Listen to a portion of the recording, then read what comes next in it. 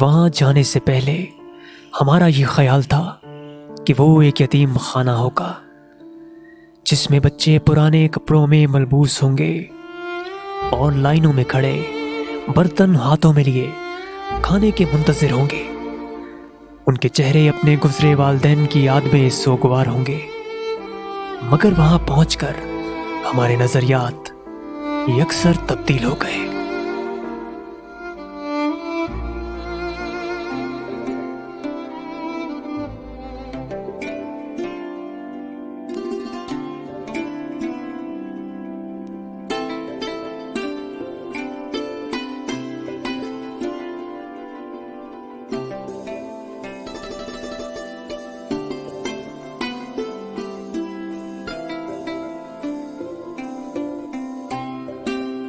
آزاد کشمیر میرپور کے دل اختر آباد میں گزری ایک روحانی اور یادگار شام جس نے ہمارے قلوب و اذہان کو یکسر تبدیل کر دیا.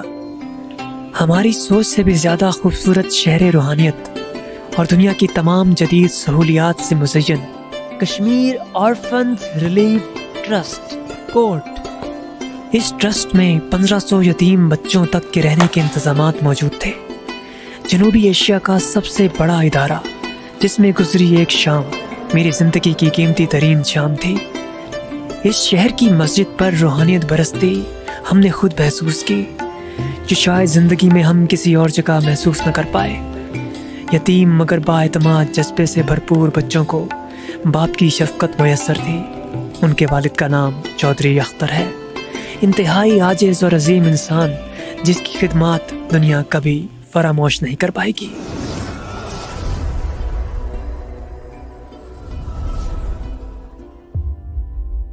اعوذ باللہ من الشیطان الرجیم بسم اللہ الرحمن الرحیم اللہم صلی علی سیدنا مولانا محمد و علی آل سیدنا مولانا محمد وبارک وسلم. میں ہوں رجب راجہ اور آپ دیکھ رہے ہیں پروگرام اپنا مقام پیدا کر. اس پروگرام کو بنانے کا مقصد آپ تک پہنچانا وہ سفر، وہ زاویے، وہ منزلیں، وہ راستے اور وہ خواب جس پر چل کر ایک انسان اپنی منزل اور اپنے مقام کو حاصل کرتا ہے. آج ہماری خوش قسمتی پاکستان ہی نہیں دنیا کی ایک جانی پہچانی شخصیت ہمارے ساتھ موجود ہیں. کشمیر آرفن ریلیف ٹرسٹ کے بانی و چیئرمین، تمغہ امتیاز حاصل کرنے والے، پاکستانی نژاد برطانوی شہری، آزاد کشمیر کے عبدالستار عیدی، جناب چودھری محمد اختر صاحب.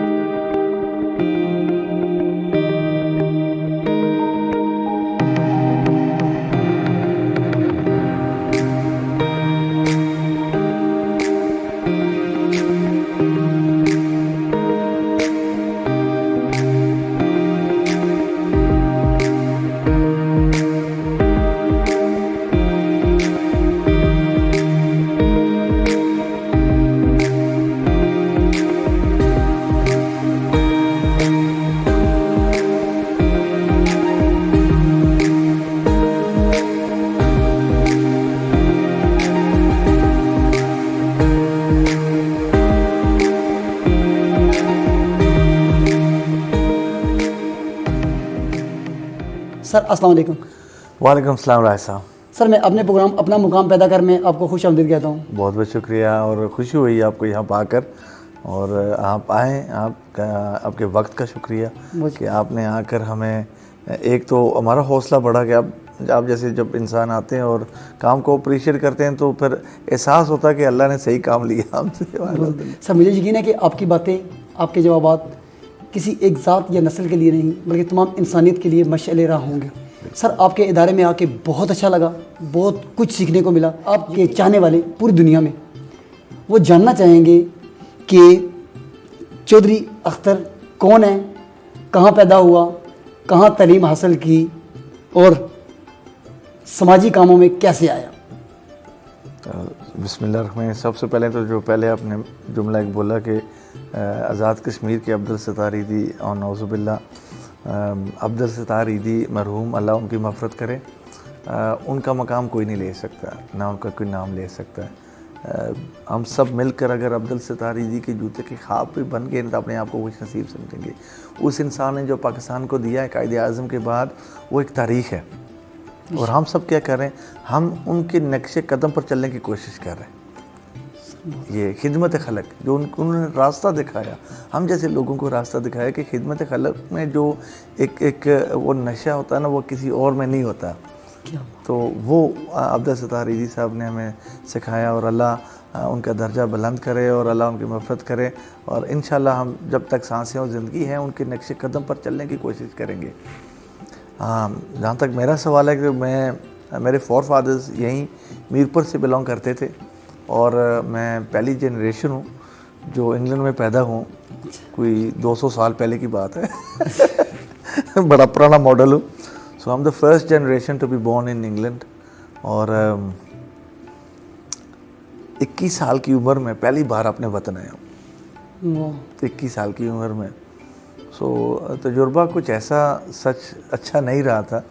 تو 3 ماہ یہاں گزارنے کے بعد توبہ کر کے واپس چلا گیا تھا کہ ٹھیک ہے میرے لیے یہ نہیں ہے، میں واپس نہیں آؤں گا، پاکستان نہیں واپس آؤں گا. لیکن اللہ کو کچھ اور ہی منظور تھا. ایک تو انسان کی پلاننگ ہوتی ہے کہ رب کی پلاننگ ہوتی ہے، ہوتا تو وہی ہے جو رب کی پلاننگ ہے. پھر 2005 میں زلزلہ آیا. زلزلہ سے پہلے ہم نے کبھی بھی، کیونکہ ہم اپنی ایک بڑی مصروف زندگی میں رہتے ہیں برطانیہ میں، کاروباری لوگ ہیں، ٹائم ہی نہیں ملا کہ کوئی خدمت خلق کے کاموں میں حصہ لیں. ہاں اپنی زکوٰۃ خیرات تو نکال دیتے ہیں، لیکن یہ کہنا کہ ہم نے 2005 سے پہلے کوئی فلائی کام کیا یا خدمت خلق کیا یا کوئی چیریٹی کا کام کیا، یہ غلط ہوگا. تو 2005 کا جب زلزلہ آیا تو کچھ دوستوں نے یہاں فون کیا کہ ایک قیامت خیز زلزلہ آیا تو آپ کچھ مدد کریں. میں نے کہا کیا کریں گے؟ کچھ بھی کریں. تو ہم نے سوچا کیا کریں، چلیں کچھ میں اور میرے 2-3 دوست تھے، ہم نے کہا اپنی سطح پہ ہم 10-10 ہزار پاؤنڈ پا کر چلتے ہیں یار، 5-6 دن کے لیے گھوم پھر آئیں گے اور کچھ خدمت خلق کر آئیں گے. تو ہم نے 4 دوست تھے، ہم نے 40,000 پاؤنڈ جب ہم نے طے کیا. 8 اکتوبر 2005 کو زلزلہ آیا تھا، 9 کو ہم نے یہ طے کیا کہ 12 کو جانا ہے ہم نے 2-3 دن کے بعد. جب میرے رشتہ دار دوست احباب کو پتہ چلا کہ ہم جا رہے ہیں، اور زلزلہ کی ظاہر ہے کہ اب وہ پھیل چکی تھی پوری میڈیا پہ، نیوز پہ، کہ بڑا ہولناک زلزلہ آیا. تو جب میرے رشتہ دار دوستوں کو پتہ چلا کہ ہم جا رہے ہیں تو ہر کسی نے کانٹیکٹ کیا کہ ہمارا حصہ بھی لے جائیں. 2 دن کے اندر ہمارا جو پیسہ 40,000 تھا وہ 80,000 ہو چکا تھا پاؤنڈز کی شکل میں. تو تیسرے دن مزید 10-20 آ گئے. ہم نے 2 دن مزید آگے ہم نے ٹکٹ کرا لیے. 14 تاریخ کو ہماری وہاں سے فلائٹ تھی اکتوبر کی، اور 1,18,000 پاؤنڈ ہم لے کر یہاں آئے. میرپور سے ہم نے 11 ٹرک سامان کے بھرے. آج پہ ضرورت تو تھی. انگلینڈ سے 300 ہیمے لائے تھے، بڑے بڑے ہیمے. تو نکل پڑے یہاں سے 11 ٹرک کے قافلے میں، تاکہ اسلام آباد سے آگے کبھی مجھے جانا نہیں ہوا. تو مجھے نہیں پتا تھا کہ مری کس طرف ہے اور کتنا سفر ہے آگے مظفر آباد کا. تو ہمیں یہاں کوئی 16 گھنٹے لگے تھے مظفر آباد کوہالہ پہنچنے میں. یعنی کہ وہ راستہ اتنا خراب تھا؟ جی راستے بھی خراب تھے، ٹریفک بھی اتنی تھی، اور پھر ایک کانوائے ٹرک کا تھا، 11 ٹرک جس میں، اور سب سے آخر پہ جو وہ بالکل مرا مکا ہوا ٹرک ہوتا ہے ٹھیک ہے نا، تو اس کے پیچھے میری کار تھی. تو بڑا لمبا سفر تھا، رمضان بھی تھا. جب ہم کوہالہ پہنچے تو ہمیں آگاہ کیا میرے کچھ دوستوں نے کہ بالا کوٹ، مظفر آباد، راولا کوٹ اور باغ، یہ 4 شہر ہیں، ان میں آپ چلے جائیں، ان کی امداد جو کرتے ہیں کر لیں. تو جب ہم کوہالہ پہنچے تو وہاں جا کر میری عقل کو ٹھکانے آیا کہ بالا کوٹ کدھر ہے، مظفر آباد کدھر ہے، راولا کوٹ کدھر ہے، باغ کدھر ہے. سو وہاں سے ہم نے 4 ٹیموں کو تشکیل کیا، اور ایک ٹیم کو صبح ہم نے بھیجنا تھا منسیرہ بالا کوٹ کی طرف، ایک کو مظفر آباد، ایک کو راولا کوٹ، ایک کو باغ. تو میرے حصے میں باغ شہر آ گیا تھا. 4 ٹرک لے کر میں باغ شہر میں چلا گیا. اور جو میرے کچھ دوست احباب انگلینڈ سے آئے تھے میرے ساتھ، ان کو میں نے ایک ٹیم کے ساتھ لگا دیا تھا. تو یہ طے ہوا تھا 3 دن ہم ریلیف کا کام کریں گے. 3 دن کے بعد میرپور پہنچ کر 1 دن کا قیام ہوگا، واپس اپنی دنیا میں چلے جائیں گے انگلینڈ. تو بس یہی تھا، یہی ارادہ تھا. لیکن باغ شہر میں جب میں سامان تقسیم کر رہا تھا پہاڑوں میں، اور جب میں ایک بڑے کٹن راستے تھے اور سڑکیں بھی کافی متاثر تھی، 2 ٹرکوں کو لے کر اوپر پہاڑوں میں جا رہا ہوں. ایک بچوں کا قافلہ جب نیچے آ رہا تھا، جیسے اسکول میں چھٹی ہوتی ہے، 5 ٹرکوں کے آ کر بڑے خوش ہوئے ہیں، کہنے لگے کچھ کھانے کے لیے ہے. تو ٹرکوں میں باقی چیزوں کے ساتھ ساتھ بسکٹ کے چھوٹے چھوٹے پیکٹس کی پیٹیاں تھیں میرے پاس، वहाँ खड़े होकर बच्चों को वो बिस्किट दिए तो देखा कि इर्द गिर्द कोई घर नज़र नहीं आ रहा, कोई इमारत ना स्कूल। तो पूछा कि कुछ लोगों से जो इकट्ठे हुए हैं कि बच्चे कहाँ से आए, तो उन्होंने बताया जो ऊपर पहाड़ों में जो गांव है वहाँ के ये मुतासरीन यतीम बच्चे हैं। रिश्तेदार जो हैं वो ख़ुद भी मुतासर हो गए और इनकी ज़िम्मेदारी लेने के लिए कोई तैयार नहीं है। इन बच्चों को बताया गया कि आप नीचे चले जाएं, शहर की तरफ रुक करें, वहाँ NGO से हैं, आर्मी है, हुकूमत है। तो ये नीचे की तरफ जा रहे थे। जब मैंने ये बात सुनी तो मेरे रोंगटे खड़े हो गए। गुज़श्ता 2 दिन से देखा तो नहीं था लेकिन सुनने को मिला कि बहुत से बच्चे अगवा हुए थे, बहुत से बच्चे ऐसे जितने बच्चे अगवा हुए थे। तो मेरी अपनी जो है एक की बायोलॉजिकल मेरी बेटी है और उस वक्त खुदा ने शादी के बाद मुझे 10 साल के बाद एक औलाद दी, वो भी बेटी मेरी रहमत दी। और उस वक्त मेरी बेटी 8.5 साल की थी और इन बच्चों में, छोटे छोटे बच्चों में मेरी अपनी बेटी नज़र आ रही थी। बच्चों को बिस्किट देकर तो हम चल पड़े ऊपर, लेकिन मेरे जहन में ये बच्चे बैठ गए कि इनका क्या होगा, कहाँ इनका मुस्तकबिल लिखा हुआ है। यहाँ मैंने 2 दिन में तय कर लिया कि कुछ करना है, क्या करना मुझे नहीं पता था। मीर पर जब हम वापस पहुँचे, 1 दिन का क़याम था, तो जितने मेरे दोस्त बाहर से इंग्लैंड से आए थे उनका कोई, हम सब का कोई सच एक्सपीरियंस अच्छा नहीं रहा था ये रिलीफ का, क्योंकि काफ़ी हमारे ट्रक लूटे गए थे। सर सुनने में आया था कि रास्ते में लूट रहे हैं, हमने भी कुछ नहीं, रास्ते कोशिश की थी हमने। सियासतदानों ने लूटे, लोगों ने लूटे, जो वडेरे थे उन्होंने लूटे, ठीक हो गया, किसी ने कसर नहीं छोड़ी थी, जो हकीकत बात है। हमारे 11 में से 4 ट्रक हमारे लूटे गए थे मुख्तलिफ जगहों पे। बहरहाल चले, वो और बात है, अल्लाह उनको भी हिदायत दे। एनीवे, जब मैंने दोस्तों से शेयर किया कि मैं तो ये देख चुका हूँ और मैं चाह रहा हूँ कि यतीम बच्चों के लिए कुछ करूँ, तो वो कह रहे हैं यार बात ये है, आप जो करते हैं आपको सपोर्ट कर देंगे, वापस आने का कभी ना कहना। वापस नहीं आने वाले। चले ठीक है, वापस चले गए इंग्लैंड। तो क्योंकि ना तो मेरी कोई जान ना पहचान थी पाकिस्तान में, मेरी टोटल जो बरादरी है, रिश्तेदार हैं, बहन भाई हैं, हम इंग्लैंड में ही हैं।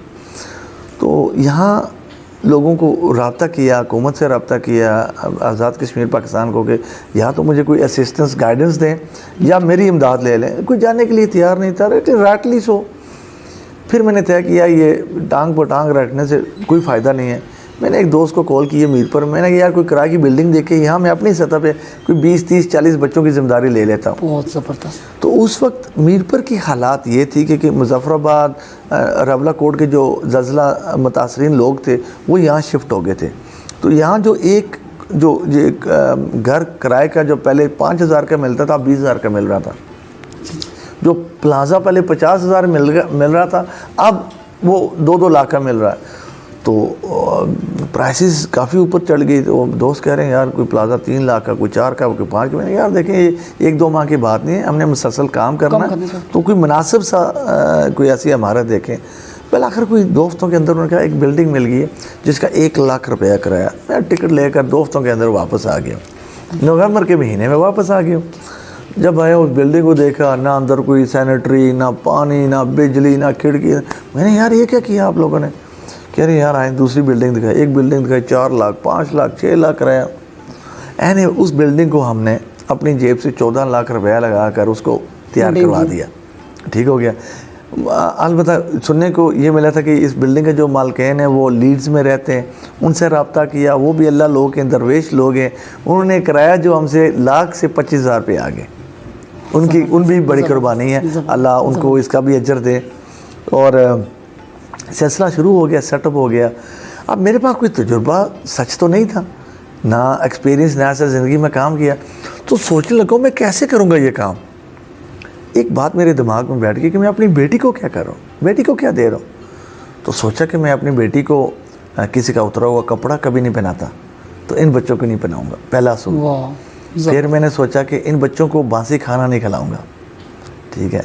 ये 2 चीज़ें जो बुनियादी थी ना, ये मैंने इरादा करके ना, तो फिर तीसरी कि मेरी बेटी के पास वो बंक बेड थी इंग्लैंड में, एक ऊपर एक नीचे जो होती है, वैसे ही मैंने 25-50 बच्चों के लिए 25 बेड्स कराची से बनवाई, ताकि जो मेरी बेटी के पास है वो इनको दूंगा। तो सिलसिला वहाँ से ज़लज़ला ज़दगान के जो मुतासरीन को 20-30 बच्चे मेरी ज़िम्मेदारी बन चुके थे। सिलसिला शुरू हुआ और मेरी आमद रामद शुरू होगी। 10 दिन इधर, 20 दिन उधर, 10 दिन इधर, 20 दिन उधर। میں تھوڑی سی اپنے بارے میں بتا دوں کہ جیسے میں نے ذکر کیا کہ میری ایک ہی بیٹی ہے. 10 سال کی شادی کے بعد جب میری بیٹی ہوئی اور اس کے بعد میری جو اہلیہ ہیں میری وائف وہ ڈسیبل ہو گئی تھی, ویل چیئر باؤنڈ ہو گئی تھی. تو میری اب وہ بھی ذمہ داری تھی, ایک چھوٹی سی بیٹی بھی ذمہ داری تھی, کاروبار ہم وہاں کرتے ہیں وہ بھی ذمہ داری تھی, اور یہاں کوئی 40 بچے 35 میری ذمہ داری بن چکے تھے. کوئی 6 ماہ گزر گئے, 5-6 ماہ میں لگا ہوا ہوں, لیکن 6 ماہ کے بعد تھوڑا سا بھوت سوار اترا تو عقل ٹھکانے آئی, یار میں نے یہ کیا کر بیٹھا, ذمہ داری تو بہت بڑی لے لی ہے. اور مجھے احساس اب ہونا شروع ہو گیا کہ مسز میری وہ چل نہیں سکتی, بیٹی میری چھوٹی سی 9 سال کی بیٹی اب ہو گئی ہے, کاروبار متاثر ہو رہا ہے, بچے. اب مجھے فیصلہ کرنا تھا کہ مجھے کرنا کیا ہے, اور میرے پاس آپشن 2 ہی تھے. پہلا آپشن یہ تھا کہ میں زندگی وقف کر دوں جو مشکل تھا, دوسرا یہ تھا کہ میں اس کو بند کر کے واپس چلا جاؤں, کچھ نہیں بگڑا ابھی بھی. یقین کریں میں فیصلہ یہی کرنے والا تھا کہ واپس چلا جاؤں کہ اچانک میرے ساتھ والے دروازہ جو میرے شیشے کا دروازہ تھا, دروازے کے دوسری طرف ایک کوئی 4.5 سال کا بچہ جو پچھلے 3 ماہ سے میری ذمہ داری بن چکا تھا وہ آ کر کھڑا ہو کر میری طرف دیکھ رہا. اب اس بچے کی داستان یہ تھی کہ اس بچے کے دونوں والدین شہید ہو چکے تھے زلزلہ میں. 3 ماہ سے وہ میرے پاس تھا, اس کو کوئی رشتہ دار نہیں تھا. ہر روز میرے پاس آتا تھا, کہتا انکل ماما کے پاس جانا. تو میں کہتا ہوں بیٹا کل چلیں گے, یہ لوں, یہ سلانٹی دیتا ہوں, کوئی سویٹ دے دیتا ہوں, کوئی ٹافی دے دیتا ہوں. پھر وہ چلا, دوسرے دن پھر آتا, میرا بیٹا موسم بہت خراب ہے تو کل چلیں گے, کوئی کھلونا دے دیتا ہوں. کرتے کرتے 3 ماہ گزر گئے. اب میں سوچ رہا ہوں میں اس بچے کو کیا جواب دوں گا. باقی تو چھوڑ دیں, جو 35 بچے ہیں 36 بچے ہیں وہ تو اور ہیں, لیکن اس بچے کو میں کیا جواب دوں گا کہ اس کو میں کہاں چھوڑ کے آؤں گا. بس وہیں سے میں نے ارادہ کر لیا اپنے رب سے مخاطب ہو کر, یا اللہ یہ جو سانسیں میں نے تیرے نام کر دی ہیں اب میں نے زندگی وقف کر دی. وہاں میں نے ارادہ کیا کہ ان بچوں کو اپنا ایک گھر بنا کے دوں گا. ایک خواب اور خیال میں نے دیکھا اپنا گھر, تو جس کے لیے مجھے ایک زمین کے ٹکڑے کی ضرورت تھی. تو ریاست آزاد کشمیر کے وزیر اعظم سردار عتیق صاحب سے میں نے کچھ اپیلز کی, درخواست کی. بڑی مشکل سے کوئی 1.5-2 کے بعد وہ بالآخر مان گئے. 2007 کی بات ہے.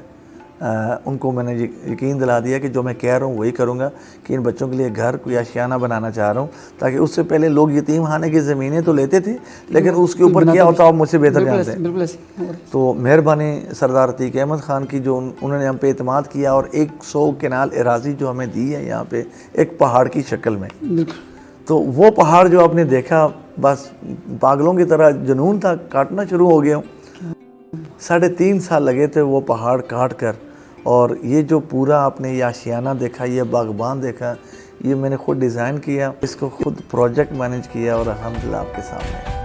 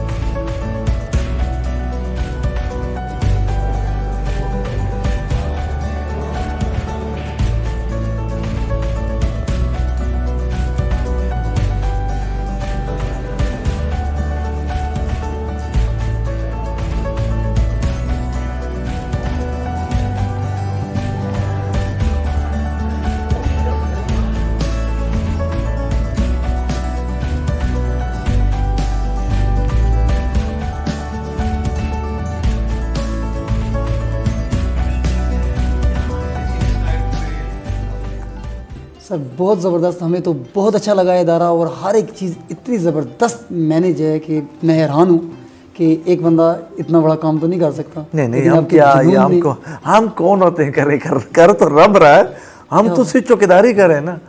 کر تو میرا رب رہا ہے, ہمارا کوئی کمال نہیں ہے اس میں, کسی کا کوئی کمال نہیں ہے. ہماری یہ صرف خوش نصیبی ہے.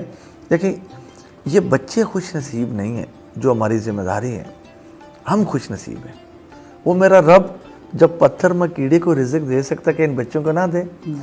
واللہ ہم خوش نصیب ہیں کہ خدا نے ہمیں اس قابل بنایا کہ ہم ان بچوں کی حفاظت کر رہے ہیں, چوکیداری کر رہے ہیں. جی سر 2005 کے زلزلے نے جہاں قیامت ڈہا دی, بہت لاکھوں لوگ متاثر ہوئے اس سے, وہاں میں دیکھ رہا ہوں کہ نوجوان بچوں کو آپ اتنی اچھی تربیت کر رہے ہیں, اخلاقیات کی, اسلامی تعلیم, دنیاوی تعلیم. اس کے ساتھ میں نے ان کی آنکھوں میں وہ جذبہ دیکھا ہے آگے بڑھنے کی, وہ جنون دیکھا ہے, اور اتنا اعتماد اور اتنا کانفیڈنس. سر آپ کے بچوں میں کیسے آیا سر؟ دیکھیے میں نے شروع سے ایک بات یہ طے کر لی تھی, ان بچوں کو میں نے اپنی اولاد کی طرح پالا اور پال رہا ہوں, اسے کم نہیں. یہ میرا خدا جانتا ہے. اور تعلیم جو ہے اس کو میں اول درجہ نہیں دیتا, دوم درجہ دیتا ہوں. اول درجہ میں دیتا ہوں وہ تربیت پہ ہے, ٹھیک ہے, اور ان بچوں کو کانفیڈنس دیتا ہوں میں. اگر ان کے پاس تربیت میں نے کر دی نا, کوشش میں کر رہا ہوں, تربیت میں نے کر دی اور کانفیڈنس دے دیا نا, تو یہ زندگی میں کہیں بھی فیل نہیں ہوں گے. اگر میں نے تعلیم کے اوپر اول درجہ دینا ہوتا تو ان بچوں کو ڈگریوں کے وہ کاغذ کے ٹکڑے میں نے ہاتھ میں پکڑا کرنا, وہ کاغذ کے ٹکڑے سے یہ انسان نہیں بن سکتے. انسان بنتے ہیں تربیت سے. تو ہم نے تربیت کو اول درجہ دیا ہوا ہے یہاں پہ. بہت سر آپ کو تمغہ امتیاز ملا, سر کہاں تک خوشی ہوئی؟ مجھے کوئی اس کا فرق نہیں پڑا, نہ تو میں اس کے قابل تھا اور نہ اس کا کوئی مجھ پہ اثر پڑا. ہاں ایک بات ضرور ہے کہ جب ایوان صدر میں جس دن تمغہ امتیاز دیا گیا اور میرے نام کے ساتھ جب میرے کشمیر کا نام لیا گیا نا, پھر میرا سر فخر سے بلند ہوا کہ میں بڑا پیٹریوٹک ہوں اپنے ممالک کا. میں بڑا خوب وطنی ہے میرے اندر, تو اپنے وطن کے لیے ہم جان دینے کے لیے تیار ہیں. سر اگلے 5 سالوں کا کیا پلان ہے؟ ابھی بھی کچھ سوچ رہے ہیں کہ پاکستان کے کچھ علاقوں میں آپ اس طرح کے ادارے بنا رہے ہیں, کہاں کہاں پلان ہے اور کہاں کہاں کام شروع ہوا ہے؟ الحمدللہ اب ہم نے اتنا تجربہ حاصل کر لیا کہ ہم ریڈی ہو گئے کہ اس کوڈ کی توسط سے باقی پاکستان کے دوسرے صوبوں, دوسرے علاقوں میں جو ایسے ہی جو یتیم بچے ہیں ان کو بھی نوازیں. تو اگلا جو پروجیکٹ ہے ہم پاکستان ایئر فورس کی کلابریشن کے ساتھ عالم آباد سوابی میں کر رہے ہیں. سوابی میں انشاءاللہ, جس کی سنگ بنیاد جنوری میں پرائم منسٹر پاکستان انشاءاللہ رکھنے والے, اور وہ 2-2.5 سال کے اندر ہم نے مکمل کرنا انشاءاللہ. تو اس کے بعد پلانز ہیں مزید اور بنانے کے, لیکن دیکھیں ہم چلنے سے پہلے بھاگنا نہیں چاہ رہے. ہم چاہتے ہیں کہ وہ کام کریں جو آپ صحیح طریقے سے سنبھال بھی سکیں. اتنا چادر نہ پھیلا دیں کہ اس کو لپیٹنے میں آپ کو تکلیف ہو. تو ہم برا کرنے سے نہ کرنا وہ ٹھیک رہتا ہے, لیکن اتنا کرتے ہیں جتنا احسن طریقے سے ہم اس کو بھرپور سنبھال بھی سکیں اور اس کو چلا بھی سکیں. تو ایک تو یہ ہے. دوسرا, جب بھی کوئی قدرتی آفت آتی ہے, چاہے وہ زلزلہ ہو, چاہے وہ سیلاب ہو, چاہے وہ کووڈ ہو, سب سے پہلے اول صف میں ہم ہوتے ہیں. بالخصوص آزاد کشمیر میں 2019 میں جہاں حال ہی میں زلزلہ آیا تھا پچھلے سال یہاں پہ میرپور میں, یہیں کوٹ کے ساتھ, تو 150 گھر ہم نے تعمیر کر کے دیے ہیں الحمدللہ لوگوں کو جو متاثرین تھے. 2 بیڈ روم کے پراپر زلزلہ پروف جو گھریں بنا کے دیے. نوشہرہ میں سیلاب 2010 میں آیا تھا, 171 گھر ہم نے بنا کے دیے تھے الحمدللہ. کووڈ میں ہم نے بہت بڑا کام کیا, وینٹیلیٹرز کے ساتھ ساتھ ریلیف اور پی کٹس اور ماسک پورے آزاد کشمیر کے ساتھ ساتھ گلگت بلتستان میں ہم نے دیے, ڈی جی احان میں دیے, سوابی میں دیے, پنجاب میں دیے. بڑا کام الحمدللہ خدا نے ہم سے لیا. اور یہ تمام کام جس کی میں ذکر کر رہا ہوں, اس کا جو سہرا سب سے پہلے وہ میرے اللہ کو رسول کو جاتا, جو ہمیں اس قابل سمجھتے ہیں. اس کے بعد اگر کوئی اس کے حقدار ہیں اس کریڈٹ کے, تو وہ ہمارے ڈونرز ہیں جو صرف پاکستان میں نہیں ہیں, تارکین وطن ہیں, بالخصوص برطانیہ میں جو ہمارے پاکستانی اور کشمیری بہن بھائی رہتے ہیں. ان کو یہ سہرا جاتا جو ہم پر اعتماد کرتے ہیں, اور ان کی امانت میں ہم نے پہلے دن وعدہ کیا کہ ہم خیانت نہیں ہونے دیں گے. اور جب بھی کوئی پروجیکٹ لانچ کرتے ہیں اور وہ لبے کرتے ہیں. یہ ماشاءاللہ میں بہت خوش نصیب ہوں کہ لوگوں نے ہم پھر 2005 زلزلہ میں یہ این جی او سیکٹر بہت بدنام ہو چکا تھا. ہم جانتے ہیں کیا ہوا تھا. کچھ لوگوں نے اچھا کام کیا, اکثریت لوگوں نے لوگوں کے پیسوں کے ساتھ کیا کیا وہ اس میں ہم نہیں جانا چاہیں گے. بہرحال ہم نے 2005 کے بعد این جی او سیکٹر میں ہم نے کیا کیا کہ وہ جو کریڈیبلٹی تھی نا اس کو برحال کیا, اعتماد لوگوں کا برحال کیا کہ یہ سب ایک جیسے نہیں ہوتے. الحمدللہ اچھے کام کرنے والے بھی لوگ ہیں, بہت سے لوگ ہیں اچھا جو کام کر رہے ہیں. پاکستان میں دیکھیں یہ دارالسکون ہے, بہت اچھا کام کر رہے ہیں. حبیب والے بہت اچھا کام کر رہے ہیں ماشاءاللہ. یہ آپ دیکھیں کراچی میں سیلانی ویلفیئر والے بہت اچھا کام کر رہے ہیں الحمدللہ. عبدالستار عیدی کا تو نام اول آتا ہے نا, وہ تو اس میں کوئی مقابلہ نہیں ہے. پھر ہمارے ماشاءاللہ کیا بات ہے, کچھ ہمارے ریٹائرڈ ایئر فورس اور ایئر کمانڈرز جنہوں نے ایک خوبصورت آشیانہ کراچی راشد آباد میں راشد میموریل ویلفیئر ٹرسٹ کے نام پہ بنایا. کیا میں سلوٹ کرتا ہوں ان مثلاً وہ جو نوجوان ہیں جن کی عمر 60 سال کے کم نہیں ہے, جن کو میں نوجوان کہتا ہوں, ان کا جذبہ اور ان کا جو حوصلہ ہے وہ مجھ سے بھی زیادہ ہے. انہوں نے جو ایک وہ مثال بنائی ہے کراچی میں, اسی کو ہم پروجیکٹ لے کر یہ عالم آباد اور مختلف شہروں میں ہم راشد میموریل کے ساتھ کام کر رہے ہیں الحمدللہ. اور مقصد یہی ہے کہ جو ہمارا پسا ہوا طبقہ ہے, جو مسکین ہے, یتیم ہیں, بیوہ ہیں, ڈسیبلڈ ہیں, نابینا ہیں, اس طبقے کو اس کو سرخرو کیا جائے الحمدللہ. سر آپ کوٹین جو بناتے ہیں, بچے جو اپنے کوٹ میں شامل کرتے ہیں, اس کا کرائٹیریا کیا ہے, اس کی عمر کی حد کیا ہے, کیا وہ کشمیر سے ہی ہوں گے یا پاکستان کے کسی حصے سے بھی ہو سکتے ہیں, اس کا کیا کرائٹیریا ہے؟ یتیم وہ ہوتا ہے جس کا والد نہ ہو یا والدین دونوں ہوں, یہ تو ہمارا اسلام کہتا ہے. اور 10 سال کی کم عمر کا بچہ یا بچی ہو اور مستحق ہو, ٹھیک ہے, یہ نہیں ہے کہ اس کے پاس 10 کروڑ کی جائیداد کو چھوڑ کے گیا تو وہ مستحق نہیں ہے. یتیم 10 سال سے کم اور مستحق, ہم نہیں دیکھتے کہ وہ کون سی کاسٹ سے ہے, کون سی برادری سے ہے, اس کا رنگ نسل کیا ہے اور اس کا مذہب کیا ہے. ہم صرف انسانیت کا اول درجہ دیکھتے ہیں. یہاں صرف مسلمان بچے ہی نہیں ہیں, یا نان مسلمان بچے بھی ہیں جن کو وہی عزت دی جا رہی ہے جو ہم مسلمان بچوں کو بھی دیتے ہیں. کیونکہ ہمارا مذہب یہ سکھاتا ہے نا, ہمارا اسلام یہ سکھاتا ہے کہ ان بچوں کو بھی وہ حق دیں جن کے وہ حقدار ہیں. تو یہ صرف کشمیر کے نہیں, پورے پاکستان کے بچے ماشاءاللہ یہاں رہ پذیر ہیں, اور یہ ایک خوبصورت گلدستہ بن رہا ہے الحمدللہ یہاں پہ. سر میں نے دیکھا ہے کہ آپ کے بچوں میں جو آگے بڑھنے کا جذبہ ہے, آنکھوں میں جو ان کی چمک ہے, کچھ کرنے کی تڑپ ہے ان کے اندر, اور میں نے کچھ اداروں میں, بڑے اداروں میں آپ کے بچے دیکھے ہیں. تو ہم مستقبل میں, مجھے یقین ہے کہ آپ کا ہر ادارے میں کسی بڑی پوسٹ پہ ایک بچہ ہوگا, کیونکہ جو اعتماد مل رہا ہے, کانفیڈنس مل رہا ہے, وہ میں نے کسی اور ادارے کے بچے میں نہیں دیکھا. دیکھیں یہ جو بچے نا, اللہ تعالیٰ نے, یہ تو ہم سب جانتے ہیں کہ اللہ تعالیٰ اگر ایک چیز سے آپ کو محروم کرتا ہے تو کسی اور چیز سے نوازتا ہے. تو یہ جو بچے ہیں اللہ تعالیٰ نے اگر ان کو یہ یتیمی کا لقمہ ان کو دیا نا, تو ان کی اندر بہت سی چیزیں ایسی ڈالی ہیں جو عام بچے میں نہیں ہوتی. اور یہ بچے وہ ہیں جو دکھانا چاہ رہے ہیں, دنیا کو ثابت کرنا چاہ رہے ہیں کہ ہم کسی سے کم نہیں ہیں. ہمارے اندر بھی وہی جذبہ ہے جو عام بچے سے بلکہ اس کی بنسبت زیادہ ہے.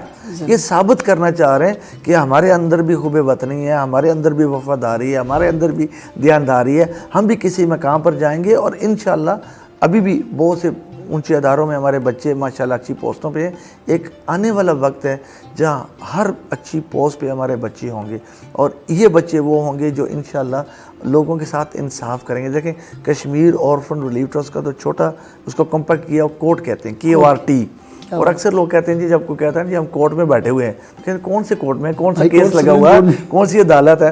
تو آگے سے ہم کہتے ہیں یہ وہ عدالت نہیں ہے جہاں لوگوں کو سزا دی جاتی ہے, یہ وہ عدالت ہے یا بچوں کو جزا دی جاتی ہے, یا انصاف ہوتا ہے, یتیموں کے ساتھ انصاف ہوتا ہے جی. تو الحمدللہ یہ بچے, اور کیونکہ ہمارا ویژن ہے, اگر آپ نے معاشرے کو بدلا تو سوچ کا بدلنا ضروری ہے.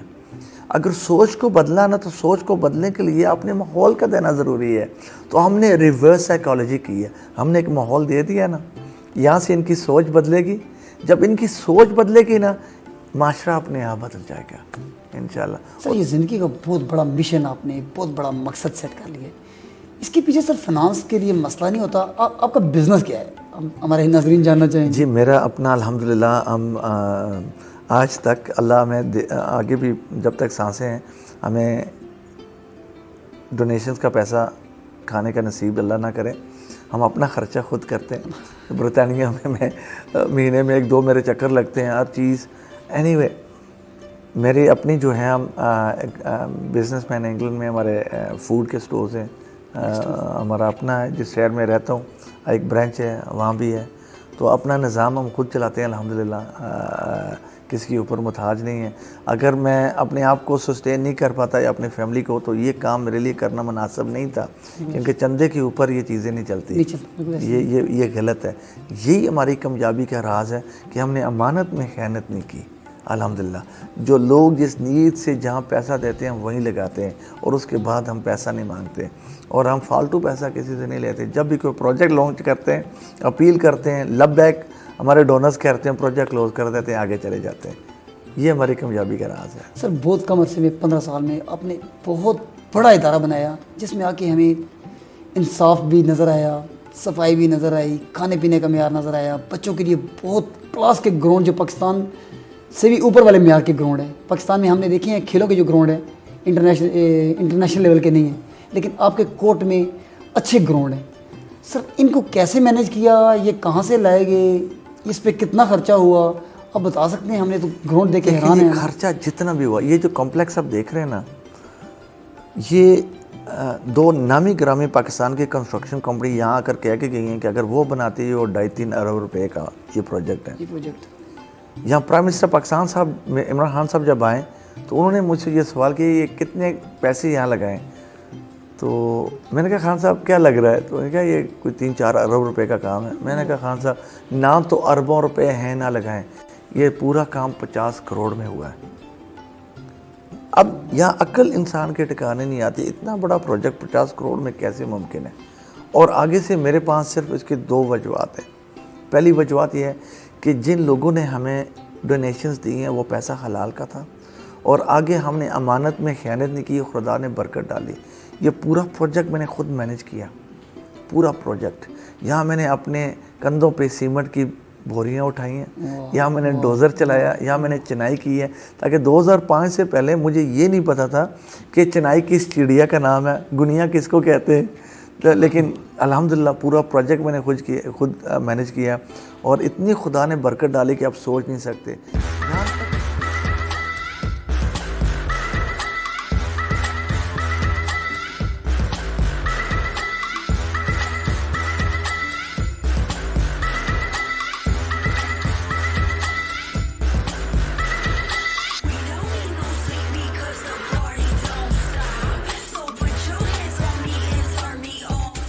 अस्सलाम वालेकुम। मुझे क्रिकेट खेलने का बहुत शौक था, लेकिन मेरे पास ऐसा कोई प्लेटफॉर्म ही नहीं था कि मैं इस शौक को पूरा कर सकूं।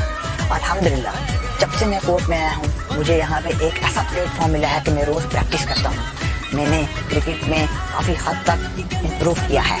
कोर्ट के तमाम मानदीन की वजह से कोर्ट में क्रिकेट प्रैक्टिस की तमाम सहूलियात मौजूद हैं। कोर्ट में क्रिकेट सिखाने के लिए प्रोफेशनल ट्रेनर भी मौजूद हैं और हम इनसे बहुत अच्छे तरीके से क्रिकेट को सीखते हैं और इंजॉय भी करते हैं। आप लोगों के तावन की वजह से आज मैं इस काबिल हो चुका हूँ कि मैं बहुत जल्द लाहौर कलंदरों को ज्वाइन करूँगा। इंशाअल्लाह कोर्ट का नाम रोशन करूँगा।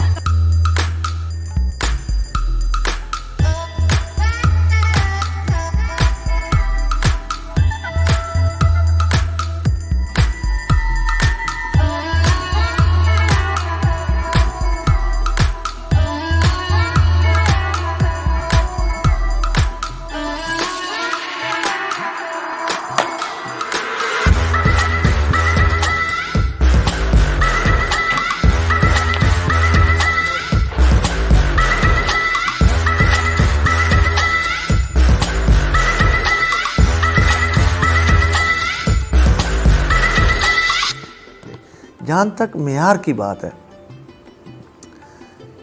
यतीम होना कोई गुनाह नहीं है। यतीम होना एक बहुत बड़ी एजाज़ की बात है। क्यों? कि उनकी निस्बत मेरे आका के साथ है। अगर हम फ़र्ज़ करते हैं कि मेरे आका सल्लल्लाहु अलैहि वसल्लम मेरे और आपके दरवाज़े पे आके दस्तखत करते हैं और कहते हैं मुझे कुछ खाने को पेश करें या कुछ कपड़े पहनने को पेश करें, तो क्या पेश करेंगे? नऊज़ु बिल्लाह का अपना उतरा हुआ कपड़ा देंगे या बचा हुआ खाना देंगे?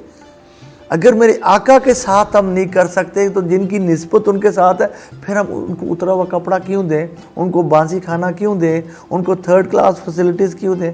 आज तक अल्लाह के फजल से इन बच्चों ने किसी का उतरा हुआ कपड़ा नहीं पहना। मेरे अपने घर में आज का बचा हुआ खाना दूसरे दिन चलता है। अल्हम्दुलिल्लाह 15 सालों में ये नहीं हुआ कि दोपहर का पका हुआ शाम को चले और शाम का पका हुआ सुबह चले। ये इनका अपना मुकद्दर है, ये हमारा कोई कमाल नहीं है। फिर जहाँ तक सहूलियात की बात है, ये ग्राउंड्स की बात है, ये फुटसॉल, क्रिकेट, ये अभी 8 अक्टूबर को जो हमारी इनॉग्रेशन हुई है, जो लाहौर कलंदर की पूरी टीम, फवाद राना साहब आए थे, माशाल्लाह हमारे एम्बेसडर्स हैं लाहौर कलंदर्स, और बड़ा उनको अप्रिशिएट करते हैं। हमारे सफ़ीर भी हैं, उन्होंने इनॉग्रेशन की है इसकी, और speaker national assembly Asad Qaiser साहब भी तशरीफ़ लाए थे। वो ये जो मेयार हमने दिया पाकिस्तान में शायद कहीं और नहीं है। सर आपने कहा कि आपकी एक बेटी थी, अभी आपके बेटियाँ बेटे माशाल्लाह 400 हैं, और हमने देखा कि वो आपसे मोहब्बत ऐसे करते हैं, बाबा, अब्बू, पापा कह के बुलाते हैं। सर कैसा लगता है, और आप इन सब को नाम बाई नाम, वन बाई वन जानते हैं क्या? मैं सिर्फ इनको नाम ब नाम जानता नहीं हूँ, मैं जानता हूँ कि इनकी पसंद नापसंद क्या है, और मैं जानता हूँ कि किसकी किसके साथ बनती है और नहीं बनती। दूसरा कि अक्सर हमारे माशरे सोसाइटी में यह है कि लोग बच्चों को पैदा कर कर फेंक देते हैं, कूड़े किकरे में फेंक देते हैं। मैं फिर क्या करता हूँ कि उन बच्चों को लाता हूँ, उनको मैं अजान देता हूँ, मुसलमान करता हूँ, उसके बाद मैं नाम देता हूँ। नामौलूद बच्चों को मैं नाम देता हूँ, और नाम के साथ मैं अपना नाम देता हूँ। ये मेरे लिए बहुत बड़ी एहसास की बात है। एक क्वेश्चन है, अगर आपको बुरा ना लगे तो, मैंने शायद कुरान या हदीस में कुछ ऐसा पढ़ा है कि जो किसी का बेटा है अगर आपके पास आता है तो आप उसे नाम नहीं दे सकते, क्या ये इसमें? देखें, अगर आप मज़हब के ऊपर जाएंगे ना, तो बहुत सी चीज़ें हैं जो हमें शायद सोचने की भी इजाज़त नहीं है। लेकिन हमने क्या किया कि हमने अपने आका सल्लल्लाहु अलैहि वसल्लम की वो सुन्नत को बरकरार की है कि जो ऐसे लवारिस या यतीम बच्चे होते हैं ना, उनकी तरबियत दें, उनको पहचान दें, उनको शनाख्त दें। क्या इसमें कोई गुनाह तो नहीं है? हैं जी? ये देखें, हमारा जो मज़हब इस्लाम है ना, ये बहुत नर्म मज़हब है। वैसे इसको हमने सख्त बनाया हुआ। तमाम मज़हब जो झूठे मज़हब है, हम नहीं कहते झूठे, जो दूसरे मज़हब हैं, सच्चा तो हमारा ही मज़हब है। हमारे मज़हब में इतनी नरमी है अल्हम्दुलिल्लाह, जो कहीं और नहीं है। और हमारा मज़हब हर चीज़ की इजाज़त देता है, बजाय शर्त है कि हम किसी इंसान की हकूक़ की बात करें, उसकी इज़्ज़त और नफ्स पे वार ना हो, उसको तहफ़्फ़ुज़ दें, उसको अपनीयत दें, उसको एक ऐसा दर्जा दें, ऐसी शनाख्त दें जिसको मेरा आका और मेरे अल्लाह के रसूल दोनों उसके राज़ी हो जाएं। बहुत ज़बरदस्त। सर अपनी ज़ात की नफ़ी कैसे मुमकिन है? बहुत आसान है। जब आप पहली तो बात है, जब आप अल्लाह के रास्ते पे चलते हैं ना, और अपने ज़िंदगी वफ़्त करते हैं ना, तो फिर सबसे पहले अपनी अना को मारना पड़ता है, अपनी ज़ात को मारना पड़ता है, अपनी पसंद नापसंद को मारना पड़ता है। फिर जाकर आपको वो मकाम हासिल होता है कि मैं अब अल्लाह के रास्ते पे चल रहा हूँ, या अल्लाह मुझे वो रास्ता दिखा जो आपको पसंद है, क्योंकि मैं तो आपके रास्ते पे चल रहा हूँ ना, मेरी अपनी तो कोई ख्वाहिश नहीं है। हमारे साथ मौजूद थे चौधरी अख्तर साहब, जो ऑर्फन रिलीफ ट्रस्ट कश्मीर के बानी और चेयरमैन हैं। इसी तरह की एक बड़ी शख्सियत के साथ दोबारा हाजिर होंगे। पाकिस्तान हमेशा की तरह जिंदाबाद।